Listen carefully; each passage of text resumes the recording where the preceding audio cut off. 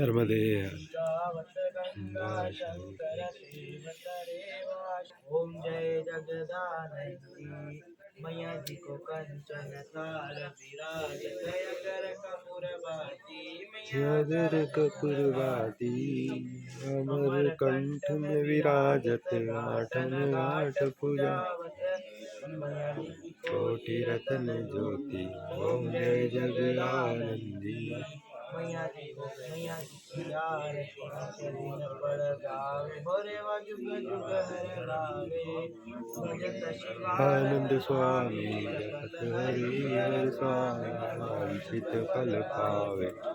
जय जगदानंदी आनंदी। अत श्री नर्मदे।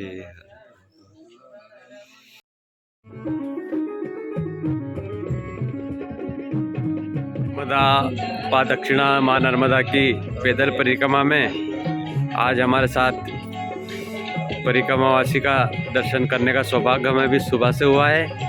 तो जानते हैं आज हमारे साथ केदारनाथ के परिक्रमावासी है। अभी पता चला है केदारनाथ से, तो अपने बारे में और परिक्रमा के बारे में चर्चा करते हैं।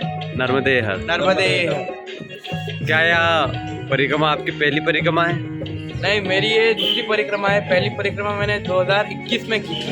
2021 में उस समय लॉकडाउन खुला था, तो परिक्रमा स्टार्ट हुई थी 2021 वाली जो थी। तो आपका पहले तो आपकी यह दूसरी परिक्रमा है। आप है निवास आपका कहाँ है? मेरा निवास उत्तराखंड केदारनाथ का है। उत्तराखंड केदारनाथ, जो देवभूमि पुण्य भूमि बाबा केदारनाथ की भूमि से आप है। और केदार जो सृष्टि का पालन करते हैं, और आप वहाँ से चलकर जो सृष्टि की पालनहार है मध्य प्रदेश की जीवन रेखा है माँ नर्मदा, उसके तट पर आ गए हैं। तो कैसा अनुभव है आपका जो दूसरी परिक्रमा है? पहली परिक्रमा का थोड़ा अनुभव। पहली परिक्रमा तो काफ़ी अच्छी गई, पर में कई परेशानियां भी आई। कुछ जगह आश्रम से नहीं थे। तब तो अगली बार तो हम आए थे, आगे नहर पे पुल नहीं बना हुआ था जी। तो भी जाने में बहुत दिक्कतें हुई। कुछ परिक्रमा से गिर गए, उनका सामान चला गया। अब तो काफ़ी गिरने का काफ़ी अच्छी सुविधा हो गई है। 2021 में मैंने भी 29 नवंबर से परिक्रमा प्रारंभ की थी। और जो आप बता रहे हो पुल नहीं था, तो नदी में से अपन को निकलना पड़ता था। बड़ी परेशानियां थी। अब पर कुछ युवाओं ने, गांव वालों ने मिलकर एक पहल करके एक पुल अच्छा बना दिया है। पुल बनाया है। निश्चित ही परिक्रमावासी उस पर से बड़े आराम से निकलता है। जो परेशानियां थी वो खत्म हुई। तो आप जब दूसरी परिक्रमा में निकले हैं, तो क्या संकल्प है आपका? मेरा संकल्प तो ऐसा है कि मैं 6 परिक्रमा करूँगा। 6 परिक्रमा का आपका संकल्प है? क्योंकि परिक्रमा में देखते हैं तो इस कम उम्र में कोई व्यक्ति अगर परिक्रमा में दिखता है। परिक्रमा करने की कोई उम्र नहीं होती जी। परिक्रमा तो कर सकते हैं, पर उसमें कितने ही लोग बोलते हैं कि उम्र है आपकी परिक्रमा करने। मैंने आप लोग नहीं कर रहे, पर जो लोग कर रहे हैं आप लोग उन्हें क्यों बोल रहे हैं? जी जी। परिक्रमा करने की कोई उम्र थोड़ी होती है। बिल्कुल बिल्कुल। यही प्रश्न मुझसे भी जगह जगह कहते थे कि कम उम्र में परिक्रमा। क्या आपका कोई ऐसा संकल्प था कि मुझे, क्योंकि यहाँ परिक्रमा पे अधिकतर परिक्रमावासी आते हैं तो उनकी मन्नत कहा जाता है कि वो मन्नत मांगते हैं, वहाँ से वो पूर्ण हो जाती है, तब परिक्रमा को आते हैं। तो मैंने कहा मेरी तो कोई ऐसी मन्नत नहीं थी, मेरी इच्छा हुई कि मुझे परिक्रमा करना चाहिए और मैं माँ की परिक्रमा में आ गया। ऐसे ही आपकी इच्छा कब हुई कि हमें परिक्रमा करना चाहिए? मेरी इच्छा तब हुई कि जब केदारनाथ मंदिर से और 2 लोग गए थे। उन लोगों ने मुझे बताया, मैंने फर्स्ट टाइम की, मेरे को फर्स्ट टाइम भी अच्छा लगा। फिर मैं बोला कि अब जितनी परिक्रमा मेरे से हो सकेगी उतनी मैं करूँगा। आपके परिवार में और कौन? मेरे परिवार में तो कोई नहीं। उस परिवार आप अकेले?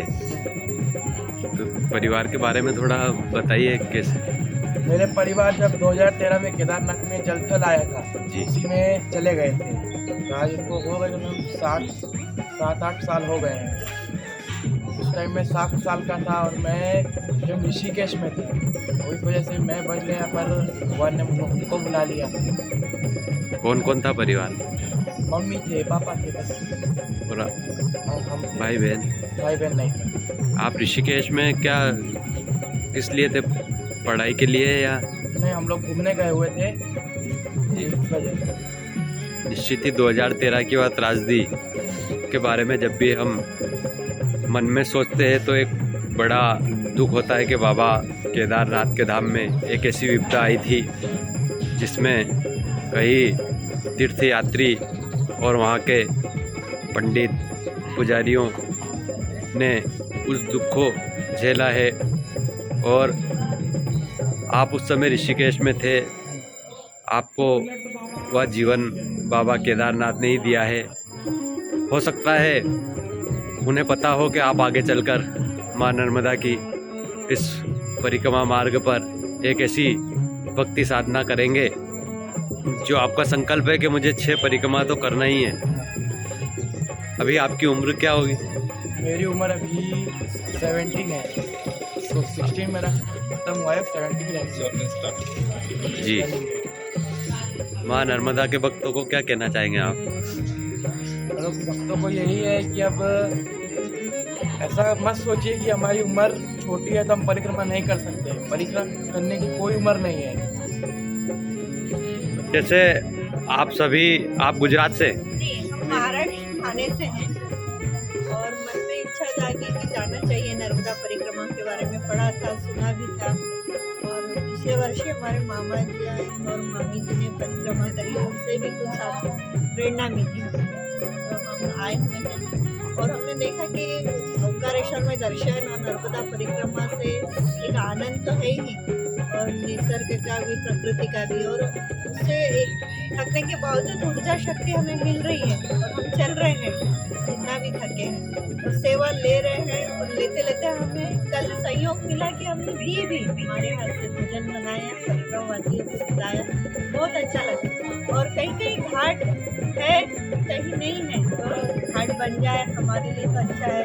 सुलभ शौचालय भी रहे आजू बाजू तो भी अच्छा है, और स्वच्छता बहुत जरूरी है, वहाँ पे गंदगी ना करें। हम परिक्रमावासी की पहल अनिवार्य है, गाँवकर तो कर रहे हैं पर हमारा भी है वहाँ पर ध्यान देना, कूड़ा कचरा पॉलीथीन सबसे दूषित ना करें। निश्चित ही, जैसे माँ एक भाव है हमारा कि ये नदी नहीं माँ है, तो जैसे हम माँ के बारे में उसकी देखरेख करते हैं, हमारा ऐसा कोई कृत्य, ऐसा कार्य ना हो जिससे माँ को पीड़ा हो, वैसे ही माँ नर्मदा के तट पर हमारा परिक्रमा के साथ साथ यह दायित्व बनता है कि माँ नर्मदा स्वच्छ रहे, माँ नर्मदा का जल शुद्ध रहे, और माँ नर्मदा के तट पर हम पॉलीथीन का कम से कम उपयोग करें, और माँ नर्मदा में स्नान के समय साबुन शैम्पू का उपयोग ना करें। तो परिक्रमा के साथ साथ हम स्वच्छता के लिए भी एक प्रेरणा गांव नगर को परिक्रमा के साथ साथ देते चले।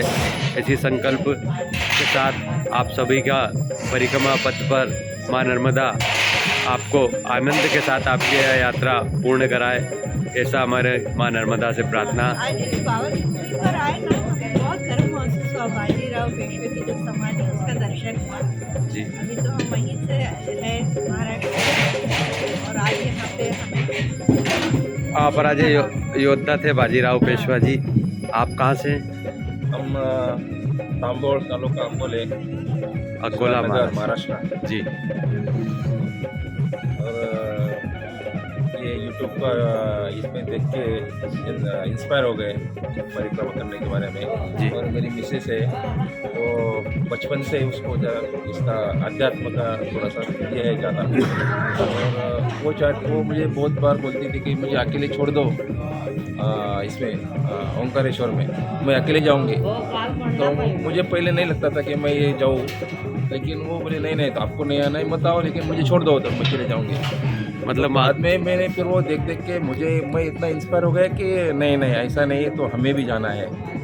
हाँ, अभी माँ के तट तक और माँ नर्मदा की परिक्रमा के माँ ने लिए बुलाया और ऐसे माँ के तट पे जो है अनुभव बहुत आनंद है, बहुत अच्छा आनंद है। और जो बीच में भी सब आश्रम है, इतनी सेवा देते हैं लोग, इतनी सेवा देते हैं कि आप वो सोच नहीं सकते, इतनी अच्छी सेवा देते हैं। लेकिन एक लोगों ने एक समझ लेना चाहिए कि किधर गंदगी नहीं करनी चाहिए। जहाँ भी जो भी आश्रम में जाते हैं खुद थोड़ी सेवा करनी चाहिए जी और गंदगी नहीं करनी है लोगों ने। इतना थोड़ा लोगों ने सोचना चाहिए। वहाँ पे जब भी स्नान करते हैं साबुन नहीं लगाना है, कपड़े धोते हैं तो कपड़े को साबुन नहीं लगाना है और किधर भी गंदगी नहीं करना है। लोग इतने प्यार से बुलाते हैं, लोग प्यार देते हैं, तो वो हिसाब से लोगों ने भी रहना चाहिए। ये मेरी विनंती है सब लोगों को या परिक्रमा आश्रम। आपका भाव बता रहे हैं कि आप शुरू से अध्यात्म में रहे हैं, तो पहले भी आपने परिक्रमा की है? मतलब पहली परिक्रमा है मेरी। पहली परिक्रमा है। 2009 से मन में आया परिक्रमा करने का, लेकिन अभी मौका मिला है। अभी इतना आनंद मिल रहा है, पति का भी साथ मिला है। निश्चित ही आप सभी की परिक्रमा माँ नर्मदा के आशीर्वाद से पूर्ण हो, सफल हो, ऐसी प्रार्थना। नर्मदे हर।